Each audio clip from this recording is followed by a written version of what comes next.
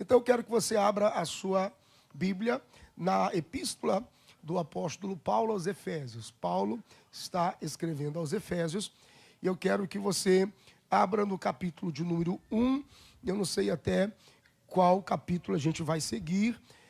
Seria praticamente impossível concluir o capítulo 1 hoje. Mas se a gente não concluir hoje, eu sigo nas próximas quartas-feiras e nós vamos aprender toda a carta de Paulo aos Efésios. Amém? Capítulo de número 1 diz assim. Presta atenção já nas primeiras informações. Paulo, apóstolo de Jesus Cristo, pela vontade de Deus, aos santos que estão em Éfeso e fiéis em Cristo Jesus. Veja só, eu vou começar aqui pelo capítulo 1 e pelo versículo 1 e a gente vai andando. E eu venho de uma escola muito sistemática e muito firme.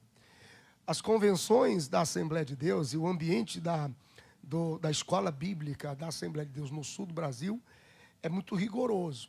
Então não era fácil pregar, não era fácil ministrar, não era fácil comunicar. Assim como existem outros estados no Brasil que são excelentes na responsabilidade da palavra, mas era sempre muito exigente comunicar a palavra lá na nossa região. A exigência era muito alta. E existe uma coisa muito simples que você precisa ter em mente, que é a sua leitura calma, pausada, respeitando os acentos, as vírgulas, as referências, os destaques do texto, para você já no texto ter uma interpretação, um significado e uma aplicação para a sua vida. Então, uma coisa simples aqui, por exemplo, no capítulo 1. Percebe que o versículo 1 não começa assim, Aqui quem escreve é o apóstolo Paulo. Não.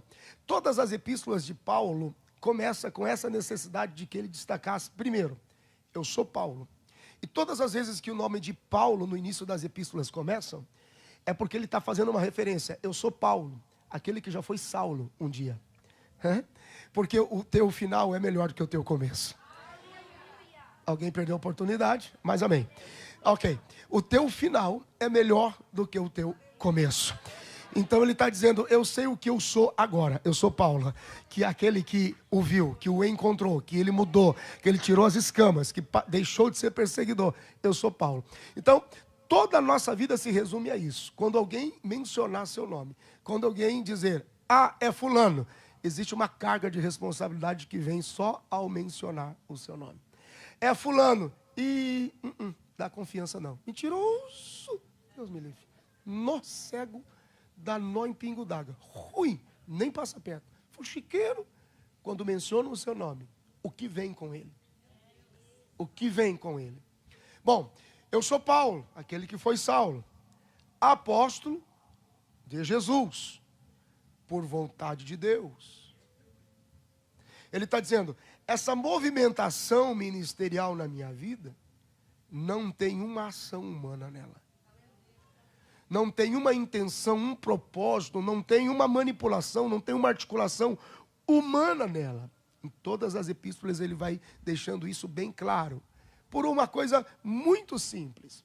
Você percebe que nas epístolas, ele começa se introduzindo pelo nome, depois ele considera o apostolado que vem de Deus, o apostolado em Jesus, destacando que essa força ministerial que ele carrega do apostolado era algo exclusivo de Deus.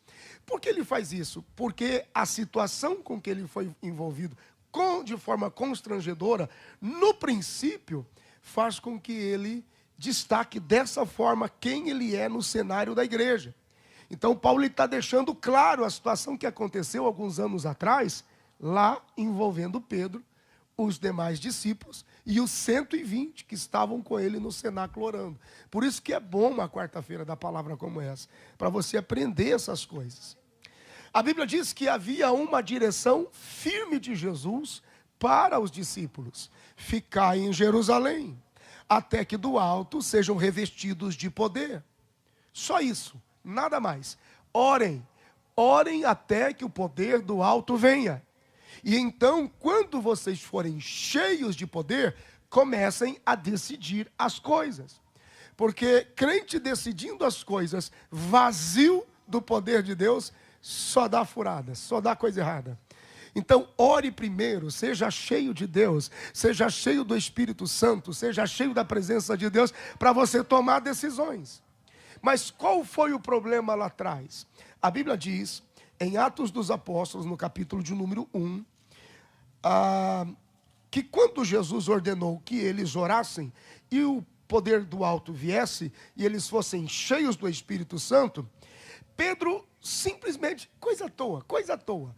O pessoal orando, a vigília pegando fogo, Senhor, manda teu poder, manda teu poder, manda teu poder. Pedro vai na campainha, pim, bim, bim, bim, bim, bim, bim, e para a reunião.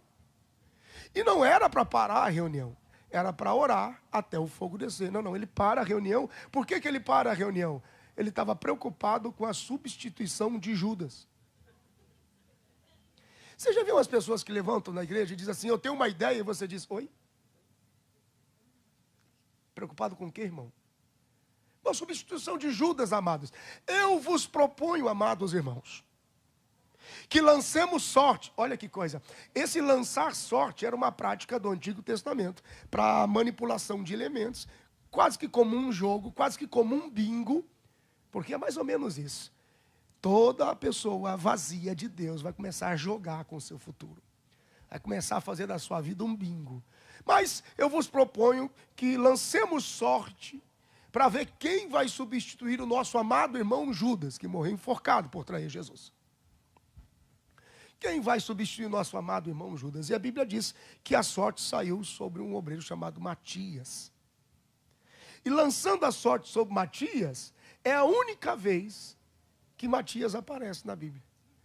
Nunca mais ele é citado, nem seus feitos, nem nada, etc, etc, etc. Porque tem algumas pessoas que elas aparecem no dia da ordenação e só. Depois você não conta um fruto que ele fez. É tudo pela sorte, pela mão do homem, pela facilidade. Vem para cá porque a gente tem uma conexão e eu gosto de você e você tem cara de pastor. Nunca mais se ouve falar de um feito dele. Diferente da visitação do Espírito em Antioquia. E enquanto oravam, jejuavam, o Espírito Santo veio sobre eles e disse, separai para mim Saulo e Barnabé para a obra de missões. Por isso que Paulo faz questão de destacar, eu não tenho nada a ver com os esquemas de Pedro. Eu não tenho nada a ver com o crivo, com a convenção. Pedro estabeleceu a primeira convenção da história. E começou a ter o crivo da ordenação.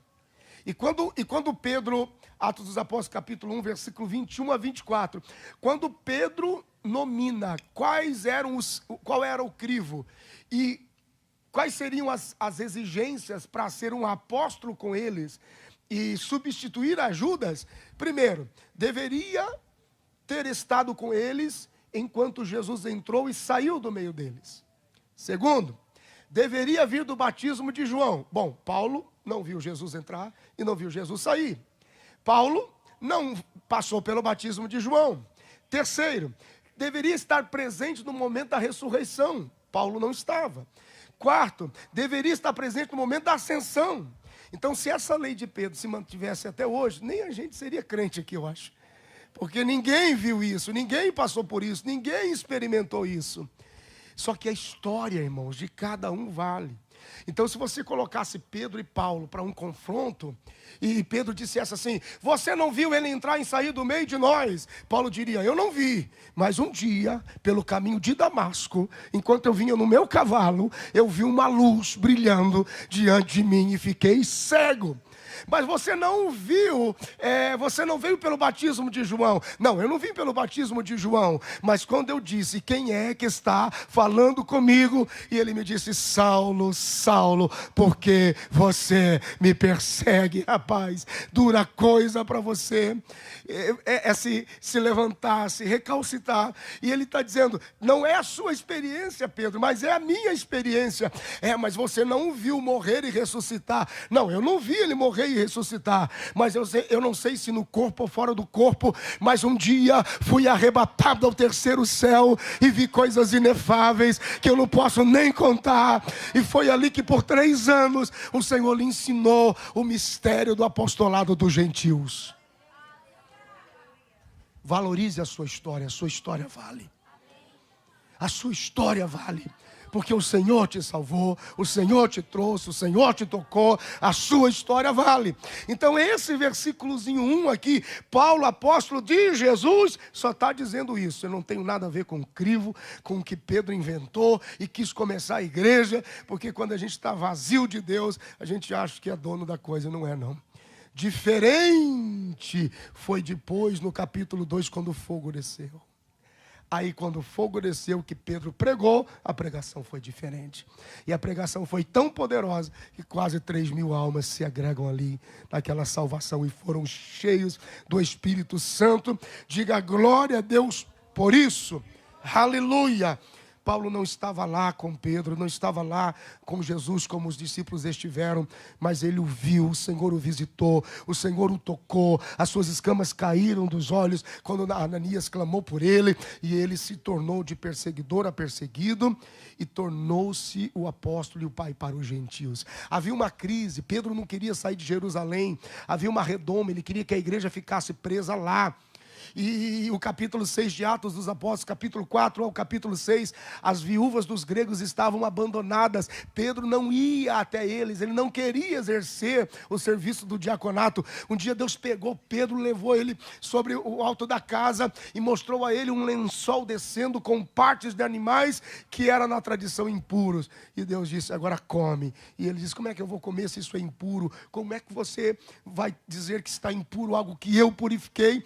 E Pedro disse, eu não estou entendendo, então eu vou te explicar o que está funcionando. Vai na casa de Cornélio e vê que eu estou mandando mais fogo fora de Jerusalém do que dentro de Jerusalém.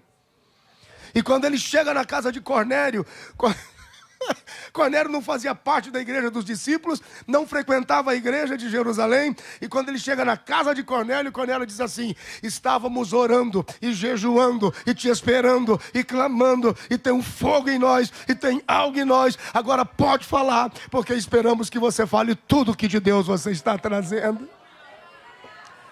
Ei, gente, vou te falar uma coisa, não fica preocupado não, é assim que funciona. Às vezes tem muito mais fogo fora de alguns ambientes que se dizem ambientes de fogo do que o ambiente propriamente dito.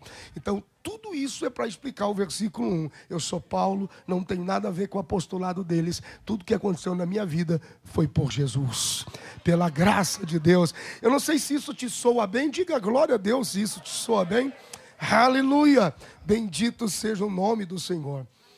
O versículo 2 ele diz assim, a vós seja a graça e paz da parte de Deus, nosso Pai, e do Senhor Jesus Cristo. A tradicional saudação apostólica da parte do Pai, da parte do Filho, para a igreja e o Espírito que habita nela. Olha que coisa gentil, que coisa gentil, uma coisa, olha quanta gentileza nas palavras e quanta força no aspecto das palavras. Eu amo isso.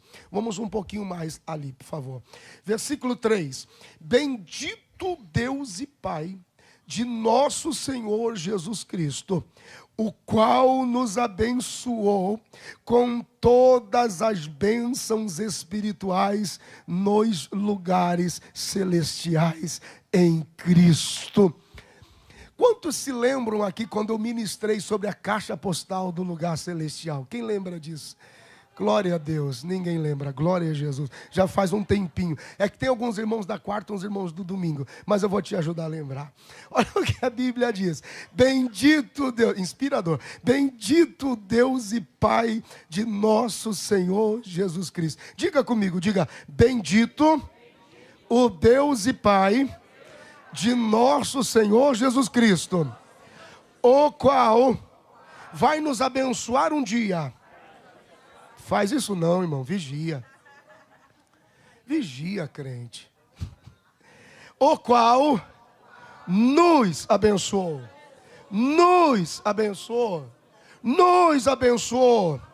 Com 50% das bênçãos agora.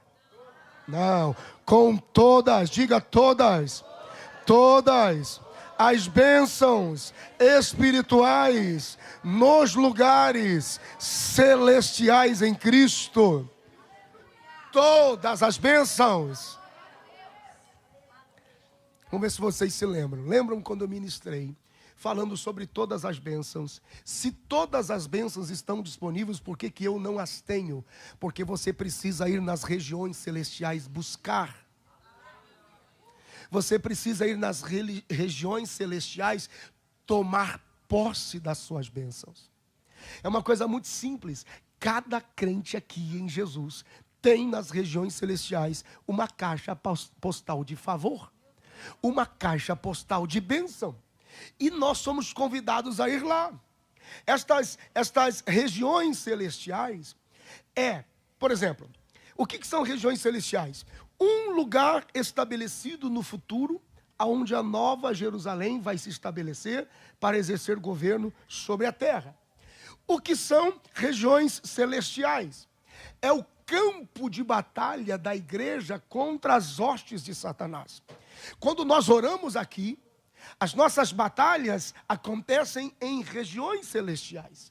As nossas orações sobem para níveis de regiões celestiais e, a exemplo de Daniel, encontram uma casta de demônios resistente tentando impedir a manifestação do favor de Deus e a ação e a operação de Deus.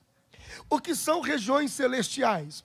As regiões celestiais são o lugar onde as nossas bênçãos estão depositadas em Deus.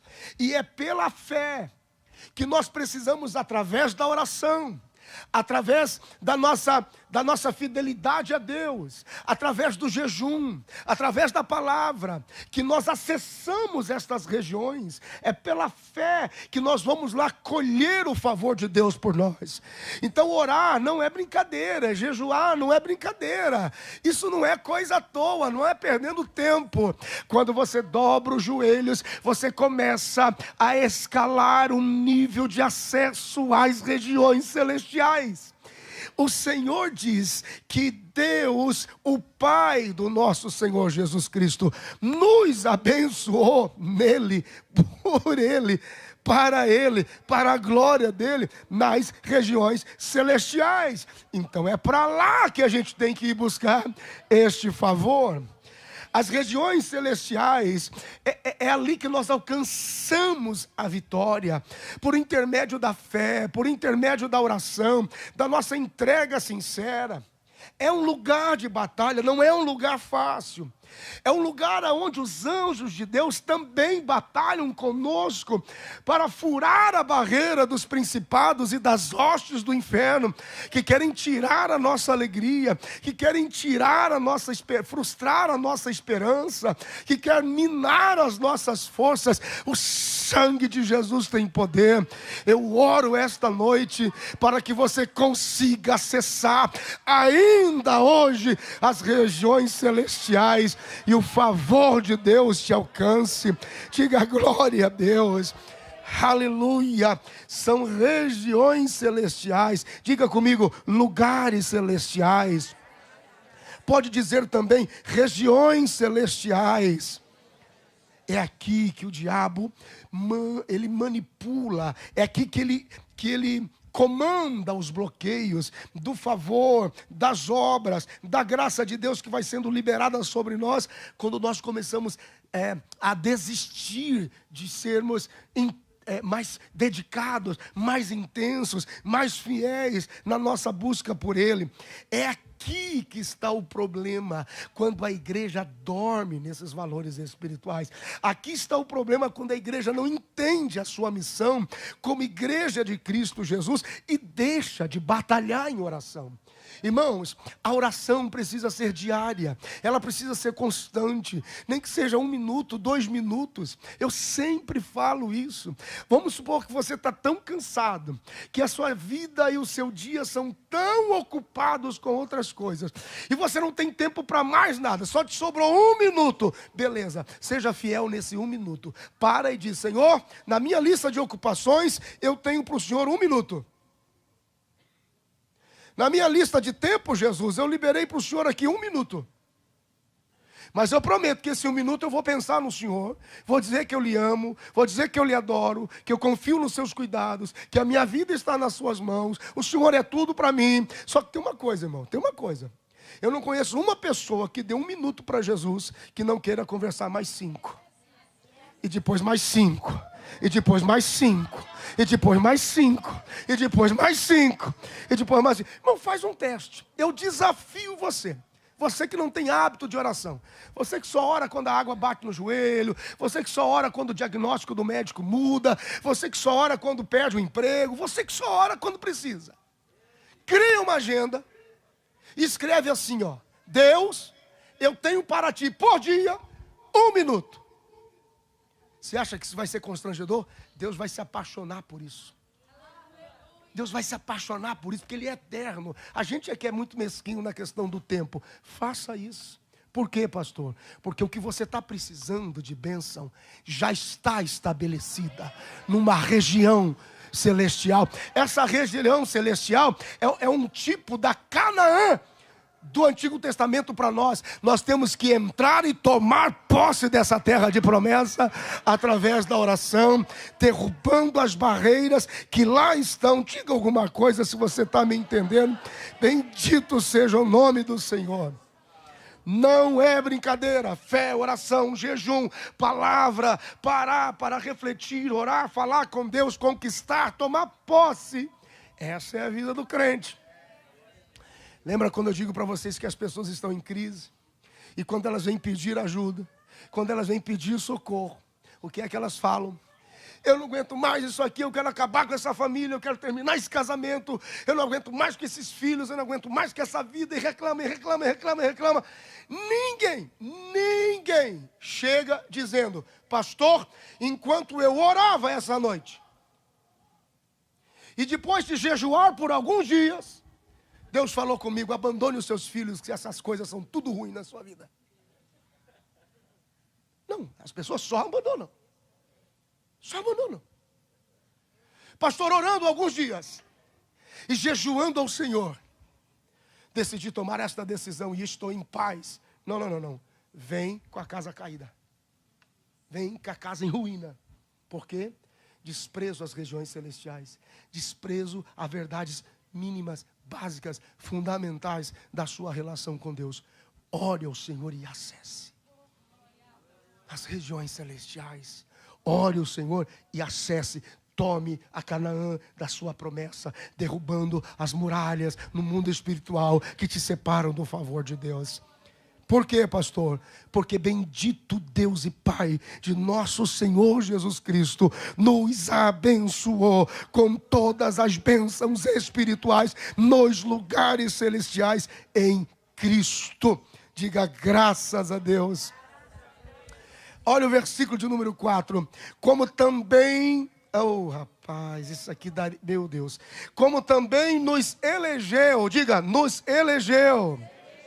Como também nos elegeu, guarde esta palavra, como também nos elegeu nele, antes da fundação do mundo, para que fôssemos santos, irrepreensíveis, diante dele em amor. Diga glória a Deus. Diga comigo outra vez, ele nos elegeu. Antes da fundação do mundo. O estudo sistemático bíblico, ele choca um pouco.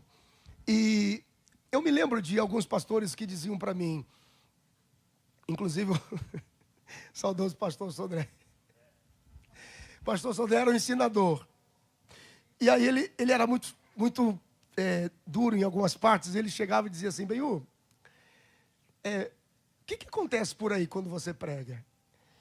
Eu disse, pastor, eu sou um pregador da palavra e, Benhu, itinerante, Benhu, tem que ter uma macumbinha com ele.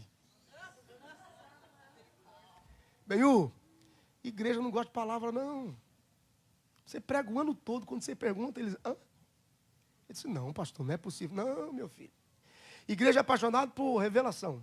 CPF, placa de carro, RIM, número de endereço, macumbinha, faz uma movimentadinha para você ver. Agora ensina a palavra para eles, Benhor. Aí eu olhava o pastor Sodré, pastor, o senhor é muito duro, meu filho. Mais de 50 anos de igreja. Falei, mas por que, pastor, que o senhor insiste? Porque é nossa obrigação repetir todos os dias, para que eles valorizem a eleição deles, para que algum se salve, Senhor, nem que for pelo fogo, meu filho. Aí ele me abraçou um dia e falou assim, só não desista da palavra, porque enquanto você estiver na palavra, nunca vai faltar um púlpito para você pregar. O dia que você começar a inventar, fazer feitiço, macumba, movimentar o povo, você vai pregar.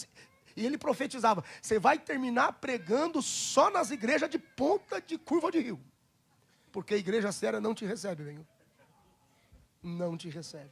E toda igreja séria tem um compromisso com o espírito da eleição. A eleição é muito séria por crente. E nós precisamos ter noção disso. A eleição começa pelos anjos, passa por Adão e Eva e nos alcança como igreja. Então não é simples, não é só estar aqui e, poxa, que legal, o que é que eu sou na verdade? Eleito nele, para a glorificação dele, para que fôssemos santos nele, irrepreensíveis nele, transbordantes de amor e compaixão e misericórdia por ele. A epístola de Pedro, na primeira epístola de Pedro, no capítulo de número 1 e no versículo de número 10, primeira epístola de Pedro, capítulo de número 1 e o versículo 10, diz: da qual salvação inquiriram e trabalharam diligentemente os profetas que profetizaram a graça que vos foi dada. Veja, essa construção de eleição, essa geração em Cristo, essa manifestação de Deus, ela precisa estar em nós de forma sincera e genuína. A nossa decisão por Jesus precisa ser uma decisão sincera e genuína, que manifeste a graça de Deus, o livramento de Deus, a verdade de Deus. O que aconteceu, irmão? Não sei, em algum momento fiquei fraco na fé. Acabei não tendo mais força e coragem para seguir adiante. Não sei, uma coisa, um vento soprou, me perdi de Deus. Não houve uma decisão sincera. Não houve um entendimento sincero.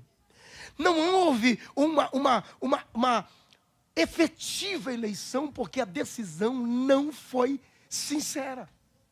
E isso traz complicações severas no mundo espiritual. Deus, quando Ele nos chama à salvação, Ele não nos chama em caráter assim, incondicional. Porque senão ele põe em descrédito e invalida até o sacrifício de Cristo, que se entregou por nós na cruz do Calvário. Existe um valor empregado lá. Existe um sangue derramado lá. E fazer firme, ter firmeza na nossa eleição em Deus, é confirmar todos os dias a nossa fidelidade ao Senhor, através do nosso testemunho, das obras e do serviço que flui das nossas mãos. E isso é um risco, porque muitas pessoas não se dão conta disso, gente. E a vida vai e se mistura com o fluxo do mundo, e não existe uma diferença suficiente, responsável, de manifestar a eleição e dizer, tem alguma coisa diferente, não é possível? O que é que você carrega? Uma eleição da graça de Deus por Cristo Jesus em mim. Isso é muito responsável para nós. Quando nós somos confirmados na eleição, nesse processo sobrenatural de salvação em Cristo, nós precisamos manter a nossa mente em caráter responsável, cheios de esperança pela palavra de Deus. Então me preocupa muito a crise de alguns, que quando vem para pedir ajuda, e o desespero tem um nível tão ausente da palavra, tão ausente da convicção da eleição. Eu digo, e às vezes eu paro e me pergunto, meu Deus, aonde que estava no dia daquela ministração? Aonde que estava no dia daquela pregação? Aonde que estava no dia daquela informação importante? Será que não levou em conta? Será que não veio ao coração? E essa é a minha função aqui como pastor. E é diferente, e eu já tive dos dois lados. Eu já tive no ambiente da itinerância que vem, mensagem legal. Os caras se apaixonam por itinerantes, porque eles não ficam aqui para resolver os problemas. Eles pregam o favor da alegria e somem no mundo, mas não ficam aqui para resolver os problemas. E como pastor é diferente. Porque essa é a minha função, de comunicar e lembrar a você, para que a cada dia você se torne agradável ao Senhor.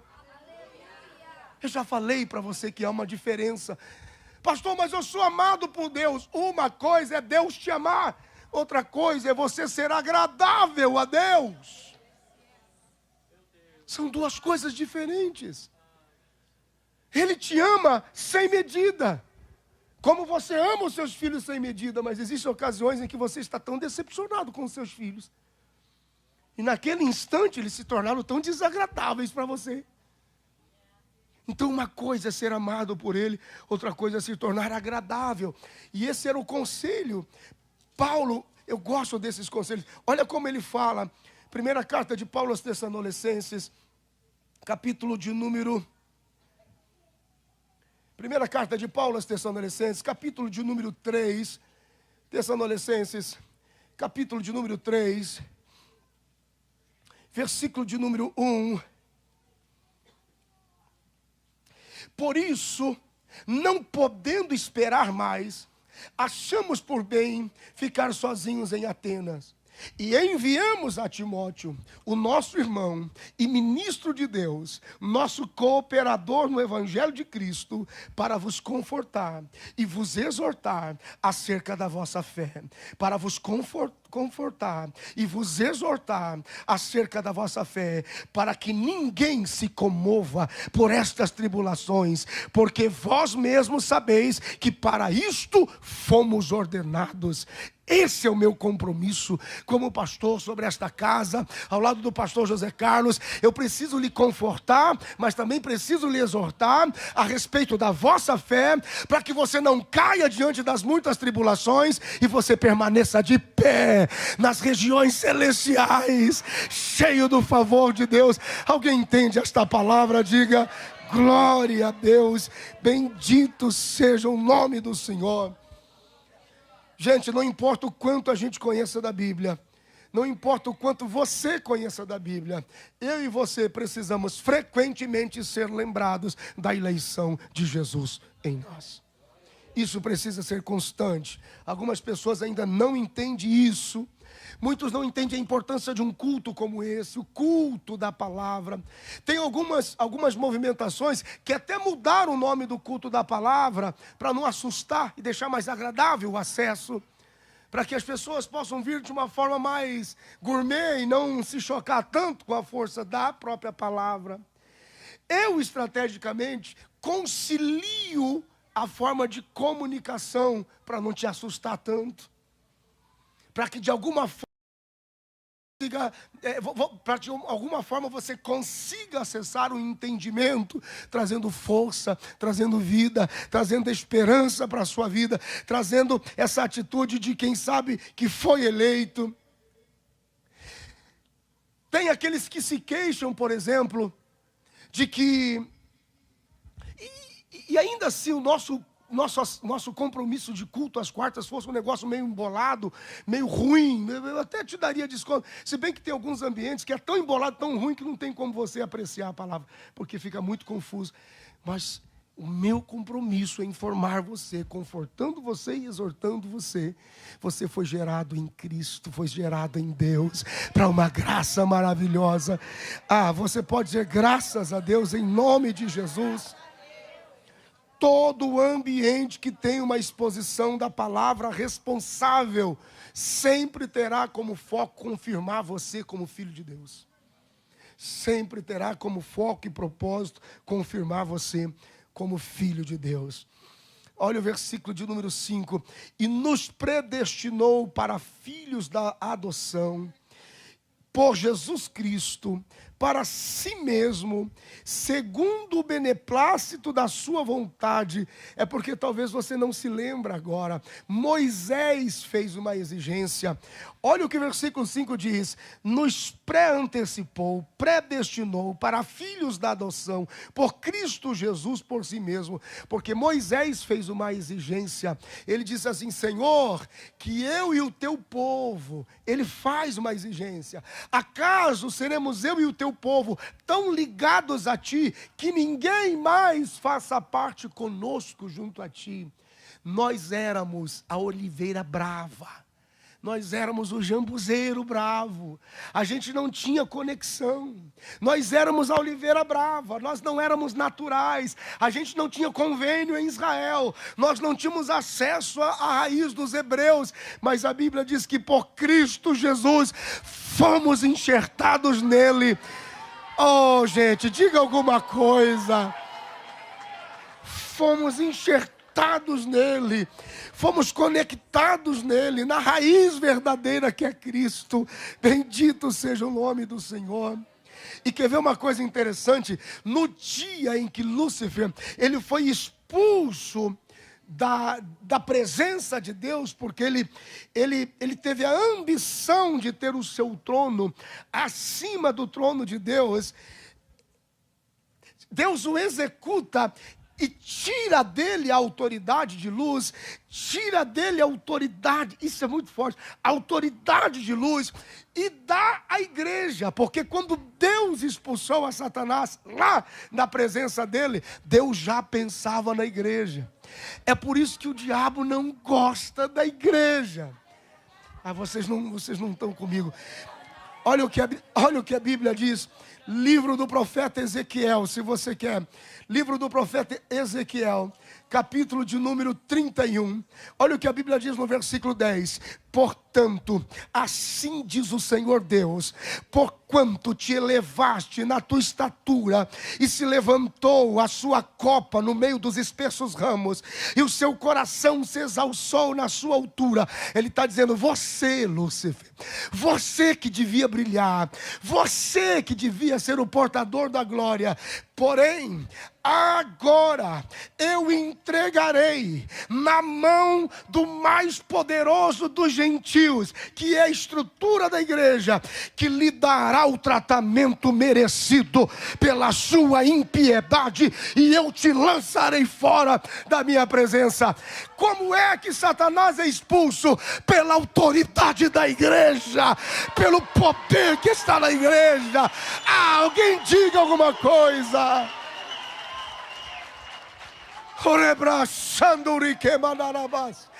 Irmão, você precisa saber disso. Você é a igreja de Jesus. Você é a igreja de Jesus. E está nas nossas mãos a autoridade de dizer ao diabo: saia da minha casa, saia da minha vida, saia da minha família. Eu te dou ordem, saia.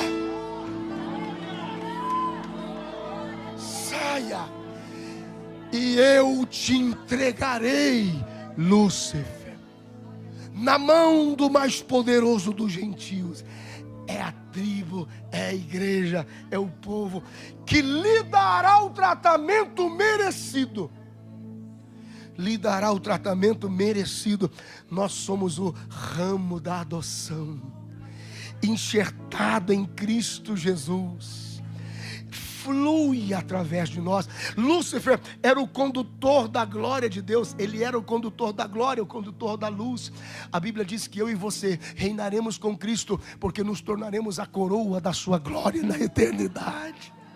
Isso é ser igreja. Diga glória a Deus. O versículo 6 diz: para louvor.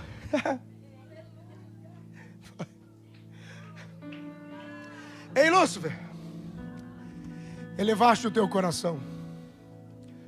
Tu desejaste ser o ramo maior do que os outros, pois agora você sai da minha presença. E tu que eras um portador de glória, eu darei a um outro povo a capacidade de se tornar o louvor e a glória. da manifestação da graça de Deus. Por isso eles se tornarão agradáveis. Eles são um povo amado. Olha isso, gente, oh meu Deus, a principal e mais importante função da igreja: louvor e glória da sua graça. Esse é o nosso maior fundamento e propósito: manifestar louvor e glória de Cristo. Então, quando for para cantar, cante mesmo. Quando for para adorar, adore mesmo. E se tiver que aplaudir, aplauda mesmo. E se tiver que gritar, grite mesmo. Nós fomos enxertados nele para louvor da sua glória. Para louvor da sua glória. Por isso nós somos chamados e escolhidos para morarmos na cidade celestial. Quando a cidade de Jerusalém foi concluída, 10% dos filhos de Israel foram separados para servir no ambiente do templo. E eles trabalhavam no lugar santo. Mas a igreja, junto com os 24 anciões, ela foi chamada para louvor e glória de Deus e para habitar com Cristo e reinar com Cristo a partir do trono liberado. Oh meu Deus, ao que vencer. Ao que vencer. Eu vou ler os 2 versículos. E nos predestinou para filhos de adoção, por Cristo Jesus, para si mesmo, segundo o beneplácito de sua vontade, para louvor da glória da sua graça, pelo qual nos fez agradáveis assim no amado. Versículo 7, talvez mais 5 minutinhos. Em quem temos a redenção pelo sangue, a remissão das ofensas, segundo as riquezas da sua graça. Oh meu Deus, a redenção do homem só seria possível pelo derramamento de sangue humano inocente. Só assim seria possível. Esse era o preço do resgate, para tirar a humanidade das garras de Satanás. Deus não tinha um corpo humano, mas para se revelar e para se manifestar, ele precisava de um corpo humano. Então o que é que ele faz? Do modelo original, ele cria uma imagem e a semelhança. Façamos o homem a nossa imagem e semelhança. Mas esta imagem e semelhança primeira se corrompe. Então o que é que Deus precisa fazer? Trazer a referência, trazer o original para cá, para recuperar aquele que ficou comprometido. Então ele faz uma cópia, ele gera um clone. Façamos daqui, alguém aí se comprometeu. Como é que a gente resolve isso? Então vai o original para lá e resgata todo mundo. Vai o original para lá, em quem temos a redenção pelo sangue, porque Deus enviou a Jesus, o seu Filho, em forma humana, que mesmo sendo Deus, não teve por usurpação de ser igual a Deus, mas humilhou-se a si mesmo e se fez servo de todos os demais. A matriz original veio, a alma do Filho, ele se encarna, o Verbo se fez carne. E existe uma batalha espiritual. A Bíblia diz no Evangelho de João, no capítulo 1, versículo 18, que o Filho estava escondido no seio do Pai. E ele fica escondido por todo o tempo. Lá estava o Verbo, o general do exército, a rocha, a água, a nuvem, lá estava o verbo, mas era um mistério escondido de Deus. E a Bíblia diz em João 1,18, e o Pai escondeu no seio, só quando o Pai desejou revelá-lo é que ele pôde ser visto. E ele estava escondido, e o diabo procurou por todo o Antigo Testamento. Quando ele vai às águas para o batismo de João, que o Pai diz: eis o meu filho amado. Porque agora o Pai desejou revelar o seu mistério. O diabo vem perseguindo a cada sangue inocente, a cada manifestação e expressão do sangue da promessa, da semente da mulher. Ele vem perseguindo por todos os tempos no Antigo Testamento. A Bíblia diz no livro do Apocalipse, capítulo 12, que ali nós temos a mulher que está dando à luz a um menino. Quando Jesus fala a respeito de Maria, em João no capítulo 16, ele diz: é como uma mulher que quando entra em dores, em trabalhos de parto, sente muita tristeza pela dor. Mas aí, as palavras de Jesus dizem assim: mas fica muito feliz quando ela vê que deu à luz a um menino. Por que ele não diz a uma criança, mas a um menino, varão, a um homem? Deu à luz a um menino, porque ele falava da sua própria mãe. Ele falava do mistério de Deus e da forma com que Deus se moveu para protegê-lo, para Satanás não tomar sobre ele. A Bíblia diz no livro do Apocalipse, capítulo 12, que quando a mulher está para dar à luz, e ali nós estamos encontrando Hebreus, igreja e Maria em 3 tempos. Aquilo é profético. Apocalipse capítulo 12, Hebreus, Maria e igreja em 3 tempos. E quando a mulher está para dar à luz, o dragão se para diante dela para pegar o menino e matá-lo. Quando Maria recebeu, pelo Espírito Santo, descerá sobre ti o Espírito Santo. Em Hebreus capítulo 10, olha o diálogo. Eis que o Senhor preparou um corpo para mim, e não aceitastes mais sacrifícios de bodes e nem de animais algum, mas um corpo me preparaste quando me introduziste de volta ao mundo. Olha o original vindo para assumir o nosso lugar. Ela repete a mesma chave de senha. Quando o Espírito Santo desce sobre ela para que se cumprisse a palavra: será filho do Altíssimo, e ele lhe dará o trono de Davi. Maria diz: eis aqui a tua serva. Eis aqui a tua serva.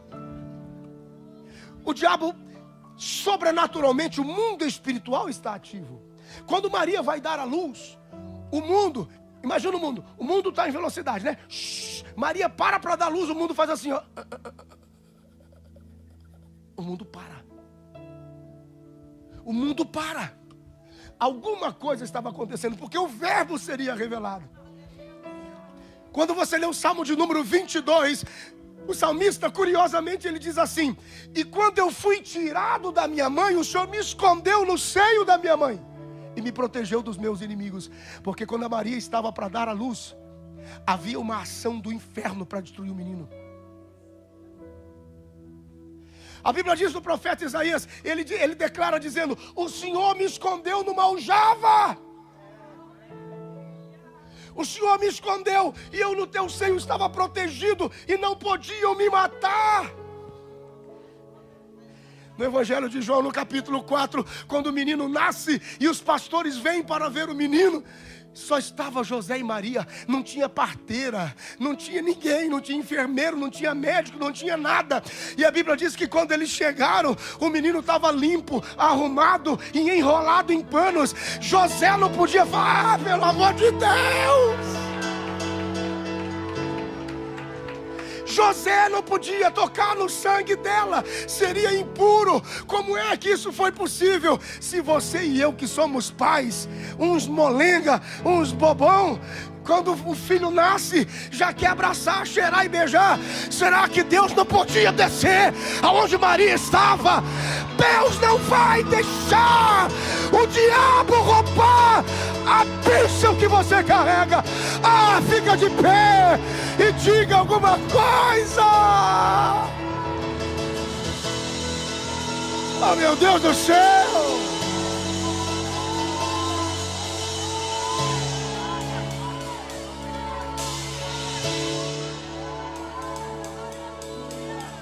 E olha o que a Bíblia diz. Os anjos dizem aos pastores: o menino já nasceu, está do lado de fora, limpo e enrolado em panos. Quem limpou esse menino? Quem enrolou esse menino? Quem protegeu esse menino? Você acha que Deus, irmão, vai deixar o diabo assim, fácil, roubar a sua bênção? Você acha que Deus vai deixar o diabo assim, facinho, atribular sua vida, destruir sua vida? Não vai, não vai. Ele vai mandar os seus anjos. O sangue de Jesus está sobre a sua casa. O sangue de Jesus está sobre a sua família. O sangue de Jesus está sobre os seus filhos. O sangue de Jesus está nas promessas que Ele te fez. O diabo não ousa colocar a mão. Essa promessa vai nascer na sua vida. Ela vai nascer na sua vida. E todos verão a glória de Deus através desta promessa. Assim diz o Senhor.